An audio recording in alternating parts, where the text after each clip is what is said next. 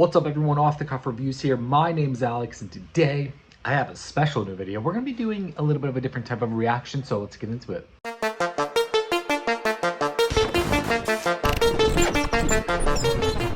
Today we're going to be reacting to something from The Warning, but it's actually a gear video where Dany is going to go over the type of gear that she uses, and we're going to go check out Allie's video as well, which is a similar video. I wanted to do this because I mentioned in my last Patreon video, if you guys are over there, that I was really interested in the type of gear they use because they they just sound so crisp and so good. Like everything that they do, it just sounds so good live. So I wanted to see what kind of gear they use, because I'm really interested in that kind of stuff. I went to school for audio engineering, and I just love learning about that kind of stuff. In fact, I even have a video. I don't know if it's on this main channel or if it's on my Patreon as well, but I have a video where I checked out a similar type of video to this, but for Blink-182. So you guys can go check that out as well. But let's dive into this. I'm really excited. The Warning is so good. My last video that I did on my Patreon of them was their full concert performance that they have on their channel from the Metropolitan Theater, I believe. So go check that out if you're interested. Patreon's only $2 a month, but I posted an hour and 45-minute long reaction over there. So go check that out. Let's dive into this. I'm really excited for this. Let's go.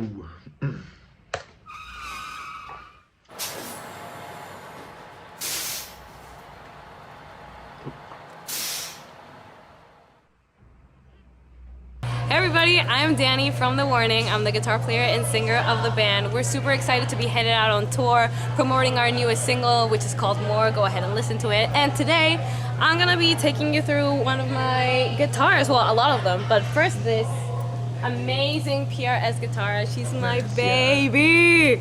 This is a custom 2408 guitar. She was my first PRS guitar, is like so excited. I completely fell in love with her during the pandemic. I was kind of like in this like dating sense in guitars. I was really trying to find out where I was the most comfortable, and I found it right here with this beautiful baby. I take her everywhere. She's been with me through a lot of tours.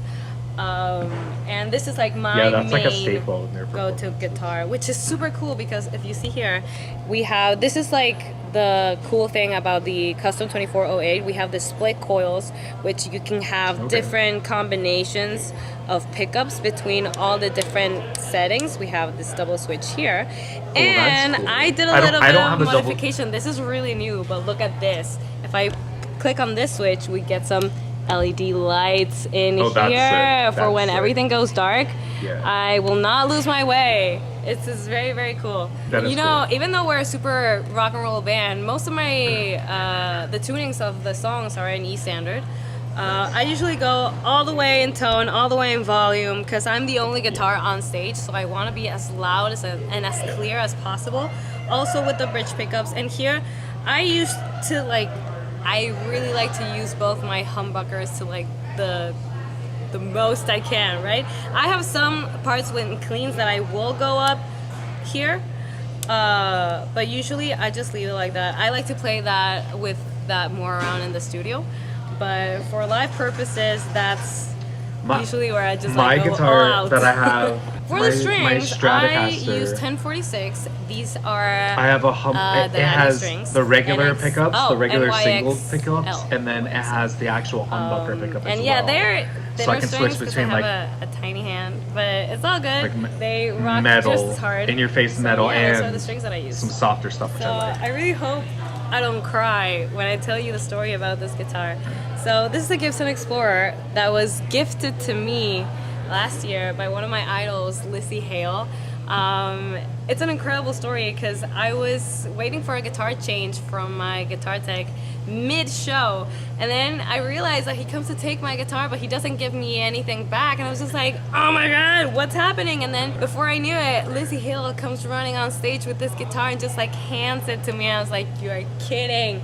I thought she was lending me one of her guitars because it looks like really similar, but then after the show I was just like, I couldn't believe it, and she told me like, that is for you, and it was specifically made with really the things that you like, your strings, this pickups, which yes, I love. And honestly, I still can't believe it. I take it everywhere with me because one of the things that she says, like, it's for you, please rock as hard as you can with it, and that's what I plan to do. I use this guitar very much the same as I use my PRS guitar. The only difference in this is that I had to like get used to the size of it. The first day I played live, it sounds like way I already more, nicked it. Oh my crunchy god, it has some battle scars. I'm not than used to the PRS. dimensions, but I love it.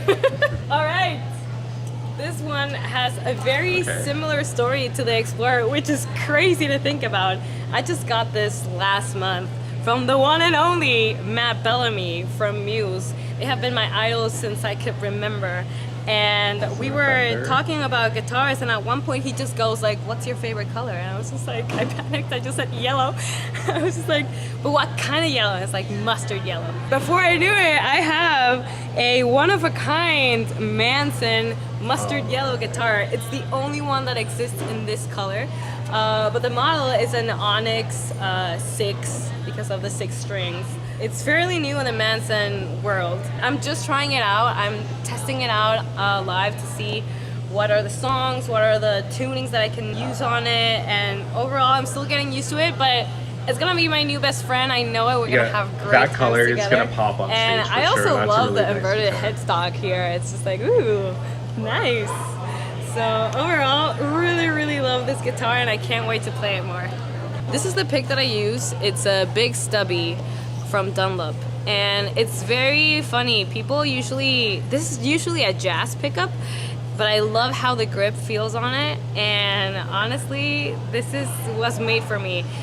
Even though the sound could be a little bit harder with other picks, I really like this one because I feel like at the end of the day, the more comfortable you are with what you're playing, the better. So, yeah. Welcome I don't to know. my battle I play station. with like This thinner is picks a than Kemper that, for Profiler pedal board. I don't like the thicker. Which I control every the thicker single thing. song that I have on here. I have all the different This is titles what I'm of waiting all of our songs. Oh, let me find our new single. Wait. There it is. More. What I love about this, it doesn't sound digital at all. I've had different types of pedal boards throughout the years, but I love the Kemper because it's very organic sounding. I'm not gonna lie, to build this beauty took me a while. The cool thing about the amps and cabinets that I'm using is that they have been profiled, and those are David Bendit's amplifiers and the ones that we used to record our latest album because he was our producer. And I love that I can use the exact sound that I had for the recording and give it new life for the live version. So that is absolutely amazing to me. I usually have 4 different settings. We have the clean one, I go to my main one, and my main one are the chunky ones. That's are the things I use to do my palm mute, so they're a little less behind in gain so that they don't feedback a lot. Then I have like my big Why wouldn't sound, I like? which usually I add a harmonizer I like to when it, which the I'm feedback only sound the when I'm only guitar on doing stage, so I like to have a low octave as well. So I like the can high just gain sound when I'm grow doing pop. super big, and that's my whammy one. I usually have a bridge one which has a little bit more delay and reverb on it so that it kind of like breathes a little bit more, and that's usually all that I do in basically each song. I actually have some songs that I love to play with the expression pedal and just going an octave higher, so I would just like play a note and go and in solos that's really cool. I don't use a lot of whammy in general for solos, it's just not my thing, but here is where I use it. I do not have a guitar plugged in, I'm just realizing that, so I can't show you, but in this one I use the expression pedal a lot for that. Since I'm already using an amp over here. I do not find the necessity of having one here, but I love to hear my amp on stage. I love to feel the sound of the guitar. So I usually go through this pedal baby, which is just a preamp, into the cab so I can have my sound here. And the pedal board goes straight into the front of house console and just blast it out through the PA. Thank you for watching, everybody. You can watch our content on The Warning Rock Band on Instagram. We're The Warning on Facebook and everywhere else. So thank you so much and keep on rocking. Awesome. All right, well, let's get into, we're gonna switch gears here and we're going to dive into Allie's gear video as well. But that was really sick. I love, I used to have a, what was it called? An 11 rack, I guess, which a lot of people like didn't really like those. I actually, believe it or not, I actually really liked the tone of like the tones that they had built into that. Because like a lot of people use like the Kemper pedal like she was using, or an Axe Effects, because Axe Effects has like some really nice sounding amp sims, but the 11 rack, it was flashy, it looked good, and I thought that it actually sounded pretty good in my opinion. I got some pretty good sounds out of that, especially when I was working on a couple of different things that I thought came out really good. But you know, obviously nothing has like the sound of like just like a real amplifier that you're using. But let's get into Allie's video here, because I'm really excited for that. I love her bass tone. I feel like the way that they write their music is like perfect for this kind of like style with 3 people in the band, because you know, when Dany's playing and I was talking a lot about this in my in my reaction to the full concert. You can like really hear it when a lot of times when people write bass for songs, they write it where it's going along with the drums because it makes the drums sound bigger. And there are a couple of Warning songs where they did write it like that and they play it like that. But there's a lot of songs where Allie is either playing along with the guitar or doing her own thing, and the guitar is just there like as a little accent to kind of sell the bass tone there.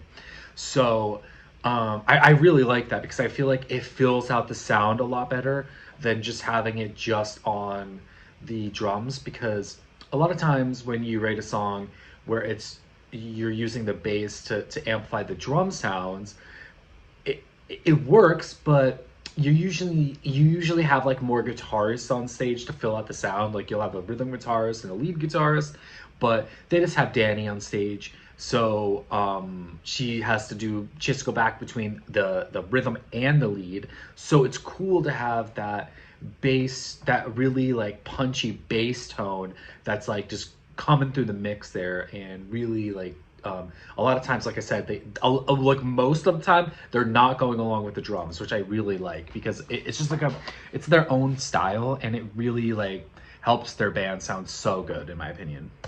Let's dive into this. Also, it would be nice to hear a little behind the scenes of Allie, because I feel like she's a little bit more soft-spoken in the band. Hi, my name is Alejandra Villarreal, and I am the bass player of the band The Warning. Our new single, More, just came out, so go check it out. And I am going to be talking about my bass today. This is my bass. This is a custom USA bass. It's an NS5 XL. I am a Spectre artist. I designed this bass with them. Everything from the wood and that is a really nice finish. The material, the color, everything, every step we did it together, to the inlays, which is the is that this is our logo. 5-string bass? So everything we did together, and I really love it. We did special wood in the back. I think it's redwood to make the bass lighter, because most of their basses are extremely heavy. Yeah. And so I just wanted to make it a bit lighter, but it's still it's still great wood for the sound of the bass, and I feel like it's just perfect for everything we do with the band. So yes, I love it. I started using a 5-string bass like maybe 3 years ago now, 4 years, and I quite love it. A fan actually gifted me a Spectre bass, a 4-string Spectre bass, like 5 years ago maybe, and since then I've loved Spectre, and I'm really proud to now own a custom bass. You can actually get this design, which is called Alice Inferno, in the Spectre website, and we just released a signature model, which is my model. It's a 4-string bass, and it was inspired by this original bass that we designed with Spectre. So yeah, and it also has my signature in the back, which is awesome. I love it. And the last thing that we just added to this bass are lights. Oh, that's cool. And so this is, it looks really cool, but it's also really helpful for when we play live, and you know, the lights are all over the place. It's just so I can go back and I know where I'm playing. So these pickups are EMGX pickups. I have, well, 2 normal knobs and a stack, I think, knob, that's how they're called. And this is regular volume. This is the blend for the pickups. This side is mostly this pickup. I use it in the middle. And these are the bass EQ. These are the high ends. I use it almost all the way up, not all the way up though. I use it in standard tuning, so it's B, E, A, D, G. Standard tuning all the way. The strings, I use the Dario strings. I use the NYXL 45 to 130, and I love them. They sound pretty good. They last a really long time, and they're not too bright. They're not too flat, I guess. But yeah, I love. I really strings. like I the don't have to finish change on them that out as often. This is my pedal board. I don't use that many pedals, but this is a preamp. I love this preamp so much. I actually used it. It was one of the first pedals I ever got. And then I stopped using it, and then I was like, I miss this pedal, and it's such a good preamp. Really, this is how I control most of the sound that goes out when we play live. I really like the bass. To really cut through, since we're a trio, we feel like the bass is really important, so we really want to have it is. That's what I was just saying. This saying. also really helps us define well what I'm playing, because sometimes you really can't hear what the bass is playing. You can only feel it. I mostly only use the Engage. I don't use the AGS, but this is the gain volume. It's not the volume of the gain, and I really just use it up half, treble, half. Everything is mostly in the half position. Bass, not too much, not too little. Mid frequencies, mid levels, they're all just halfway there.